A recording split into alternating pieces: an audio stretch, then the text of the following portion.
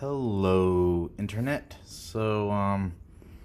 Latest in my psychiatric odyssey is these pills.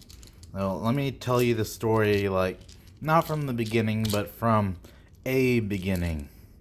So, I was in a lot of trouble because I posted my name, address, phone number, social security number, credit card number, all this stuff all over the internet so that I could buy things and sign up for accounts and like do whatever on the internet.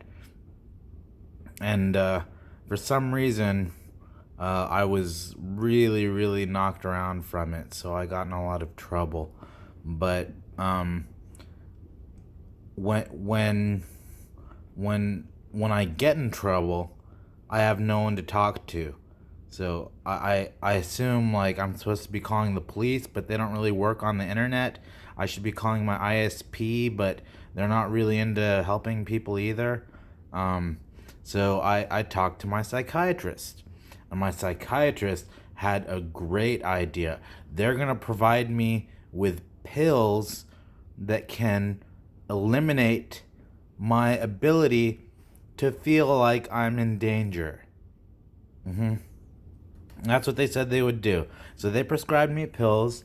I started taking these pills, and I noticed that not only did it get worse, like I was noticing more scary stuff going on, but I was getting like new hazes and tears and wireframe eyeball tomfoolery and all sorts of crap. So here's what the pill says on the bottle. Take at bedtime for sense of endangerment. I'll let that sink in a little bit. Is it for sense of endangerment, or is it against for no sense of endangerment? It's like for or against, you know?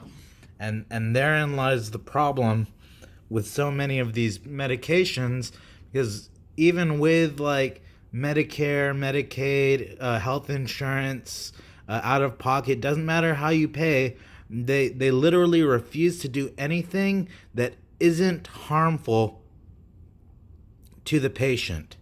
I've never had a positive experience with a psychiatrist. They're one of the worst, most deadly, murderous, psychotic, angst inducing, scary professions on the planet.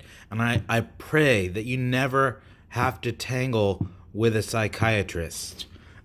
It's really disconcerting how under your skin they can get, and how they mess with your head and gaslight people and blow off like serious problems and try to give you sedatives and antipsychotics. Like the psyche, according to the Greeks, is what keeps the mind operating. It's the framework by which thoughts transmute from the body to the mind, and from the mind to the body into the environment, and all this stuff. So the psyche is really important. But anything you talk to with any psychiatrist, they'll tell you you're psychotic and we're going to give you antipsychotics, which means, say goodbye to your thoughts. I'm like a blank slate now.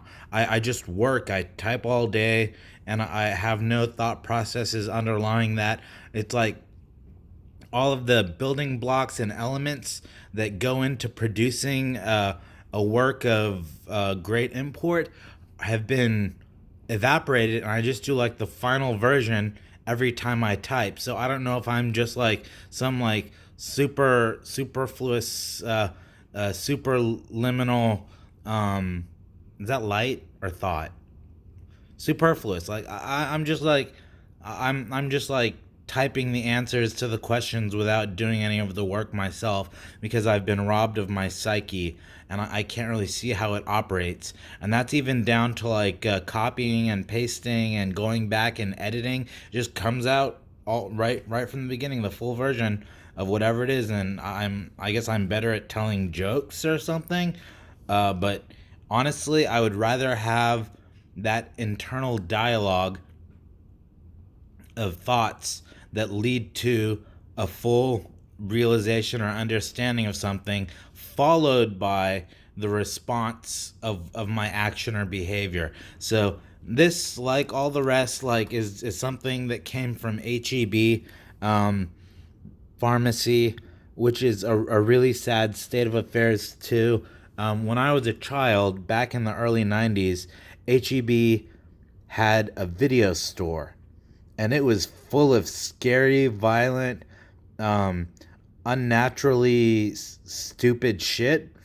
But it was a video store nonetheless, and we could take in our brainwashing. And so at some point in the early 90s, the video stores and all the HEBs were discontinued and replaced with pill factories. And then in the early 2000s, the pills became sort of mandated by society. So if you weren't taking pills, you were on the shit list and they would put you in jail. So that's where we stand today. And the pills have gotten much deadlier and much worse since the early 90s. In the early 90s, you might find something that could cure a headache or make a muscle pain go away. It was always something being removed from the thought processes. But now they can take away your entire personality. They can turn you vegetative.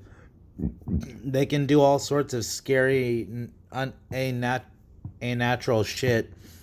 And I really just wish that HEB would go away, because 100% of their product is for this right here. And this is where I have a lot of trouble. If anything comes from HEB, it is for the face hole. That's all it is just face cramming shit and hoping for the best. And as a human being, as a person, as an insan, as a ningen, as a hobbit, or a whatever name you want to call yourself from whatever rational process whereby you classify the universe, you are essentially a sack of flesh with a hole and a big vat of acid right in here. So anything that gets crammed in your face hole gets doused in that acid and denatured and destroyed. No, it's kind of pointless. It's sadistically stupid, but at the least, it's something that people can win at, because you'd have a lot easier time doing that than spending your money on something else and getting into a lot of trouble. I'm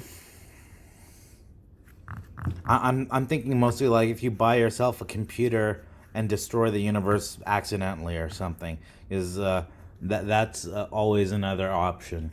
Um, it's not ideal being prescribed these things. It's not ideal going to HEB and having HEBs on every neighborhood in America, and all the waste and garbage they force on us, and their recent forays into militarism with the police by the door, and the security forces, and cutting people down and serving them in the butcher's market. But perhaps one day,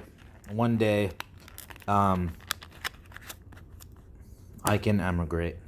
That's my only hope, because this country is so stupid.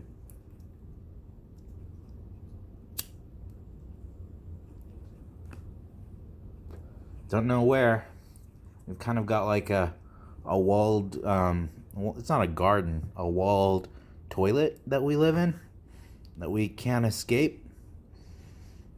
And it's a sad state of affairs, but I do what I can, superfluously writing on the internet.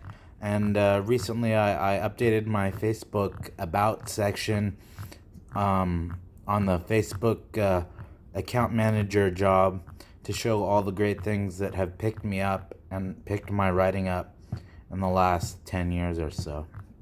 No big deal. Anyway, hope you're doing good. Hope you're having a great time. My guardian is currently in San Francisco, visiting my sister, who's actually a Jeopardy bot from like 96 or 97 or something, and replaced my actual sister. who was an American gross out bot who replaced my previous sister, who was a psychotic child abuser, who replaced my previous Rita that was my mother. And just because a girl is brown and her name is Rita, that means she's brought to me for some reason as family, not knowing what a senorita is. These wonderful American translators. In the same way, like in Bahrain when I was a little boy, my dad's boss's name was Jassim. And so anytime I've ever worked a job in the US, my boss's name has been Jason. So figure that out. I don't know. The world is a strange and technically retarded but very busy place where not a lot gets done. I'm like, if we were living in a simulation, would it be this stupid? Really? I'm pretty sure a lot of it's fake. A lot of it's dumb as shit, and a lot of it is really artificial. But, you know, simulations, huh? How much of it is just like bad handwriting on paperwork or mispronunciations or phonetic ambiguity or semantic intransability or direct translations from one language to another that don't lend themselves to good transmission of thought. I mean, I'm pretty sure my life is totally fucked up from misunderstandings and stuff. And it's so unideal. Anyway, I'm not sure where I'll upload this. Maybe YouTube, maybe Facebook, maybe not Twitter, since they'll cut the video down to like a 15-second waste of time. Let's do YouTube. Yeah. Okay, we'll do YouTube and then post the YouTube link to Facebook and Twitter because I like YouTube. Yes, sir. And if you want to like me on YouTube, you're probably wasting your time, but feel free to subscribe and like. If you want to comment, tell me some of your stories about how life is a piece of shit. Feel free down in the comments below. Tell me all the crazy bureaucratic shit that goes on in your life and make me aware of it so that I can probably get myself into the same kind of trouble knowing how these things work. Anyway, that's it for now. Have a great Labor Day and take care. I mean it.